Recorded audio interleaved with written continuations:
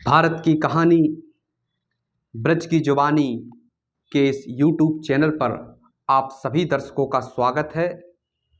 और आज हम शुरुआत करना चाहते हैं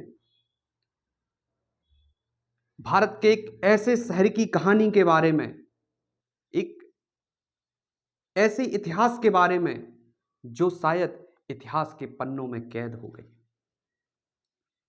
मैं आप सभी के सामने बताना चाहता हूं उस कन्नौज शहर के बारे में जो कभी भारत के इतिहास में संयोगता और पृथ्वीराज चौहान के प्रेम की दीवारों से गूंजता रहा है। एक ऐसा शहर जो वर्तमान में मालिनी अवस्थी के संगीतों से गूंजता है। एक ऐसा शहर जहां त्रिपक्षीय युद्ध, पाल वंश, गुर्जर प्रतिहार और राष्ट्रकूटों के वंश की राजधानी कन्नौज रही है।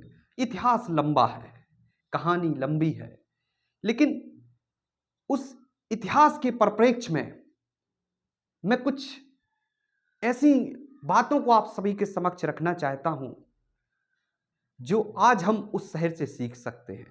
उस शहर की कहानी से कुछ बातों को सीख सकते हैं संयोगता के प्रेम से, कि कैसे संयोगता का प्रेम इतिहास में अमर हो गया, कि कैसे एक महज किसी के चित्र को देखकर एक लड़की एक लड़के को पसंद करने लगती है, और ऐसे पसंद करती है कि वो अपने माँ बाप से जिद करती है कि मैं शादी करूंगी तो उसी लड़के के साथ।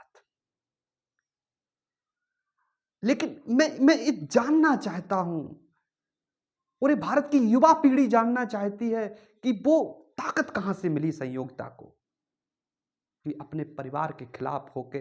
और ये इतिहास रहा है, आपने अगर पढ़ा होगा, कन्नौज के राजा जयचंद की बेटी रही है संयोगता, और पृथ्वीराज चौहान के वो कट्टर दुश्मन रहे हैं। लेकिन एक दुश्मन की बेटी कैसे अपने पिता के दुश्मन से प्रेम करती है, उस कहानी के बारे में आज मैं आपको बताऊंगा आपको उन उन उन भावों को, कि संयोगता को वो ताकत कहां से मिली। जब आप इतिहास में जाएंगे, इतिहास के झोंकों से इतिहास को पढ़ेंगे, तो आपको एक बात समझ में आएगी कि संयोगता माता की बहुत बड़ी भक्त थी। आज जब मैं देखता हूं, युवाओं को देखते हैं प्रेम करते हैं, केवल नाम का प्रेम है, वो वास्तविकता में देखते हैं तो वहां प्रेम नहीं दिखता है। और कहते हैं ना, जब प्रेम कितनी सच्चे तरीके से अगर आपने प्रेम किया है तो वो आपको ताकत देगा, वो आपको कुछ बना देगा। वही प्रेम की कहानी है उस शहर की। तीन बड़ी बड़ी राजवंशों की कहानी है, जहां पाल वंश रहा, जहां पर गुर्जर प्रतिहार वंश रहा, जहां पर राष्ट्रकूट वंश रहा। लड़ाइयों की कहानी है। लेकिन आज मैं आपको एक और अच्छे फैक्ट के बारे में बताऊंगा कि कैसे 5000 साल से वर्तमान तक हमारा कन्नौज का शहर भारत का परफ्यूम सिटी ऑफ इंडिया आज भी है। जब हम वर्तमान में आज भी जब भारत की परिकल्पना की जाती है तो लोग बोलते अमेरिका ने टेक्नोलॉजी दी दुनिया को, चाइना ने चिप के मामले में बहुत कुछ दिया, चिप टेक्नोलॉजी दी, बरतानिया हुकूमत ने पूरी दुनिया को गुलाम बनाया। और क्वेश्चन ये उठता है कि भारत ने क्या किया। भारत ने लोगों को प्रेम दिया, प्रेम करना सिखाया है, एक ऐसा प्रेम जो कभी इतिहास में अमर हो जाता है। वो कहानी है इतिहास से। तो मैं आपके समक्ष उस कहानी की 3 बातों को मैं रखना चाहता हूं, कि कैसे एक राजवंश दूसरे राजवंश का दुश्मन बन गया, और एक ऐसी दुश्मनी जो सालों साल लंबी 200-300 सालों तक चलती रही।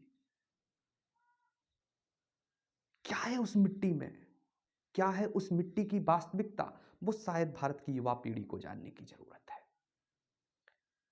उस शहर की 2 बातें, और अगर आप जाएंगे वहां देखेंगे, आप देखेंगे कि गौरी शंकर महादेव मंदिर, जो अपने आप में एक लंबा इतिहास है। कहते हैं ना कि हमारे भारत में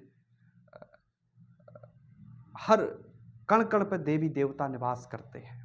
ऐसे ही वहाँ पर आप जाएंगे, गौरी शंकर देवी हमारे महादेव का मंदिर है। और भी आपको 52 खम्भों का आपको एक महल भी देखने को मिलेगा, जहाँ पे सीक्रेट्स हैं। आज तक वो खम्भे कोई गिन नहीं पाया, काउंट नहीं कर पाया। एक कहानी है, ये शायद भारत की उस धरोहर से निकलती है, उस मिट्टी से निकलती है, कन्नौज के इतिहास से निकलती है। और जब मैं वो वहाँ के प्रेम की बात करता हूँ, तो केवल वो प्रेम नहीं है, वो ताकत है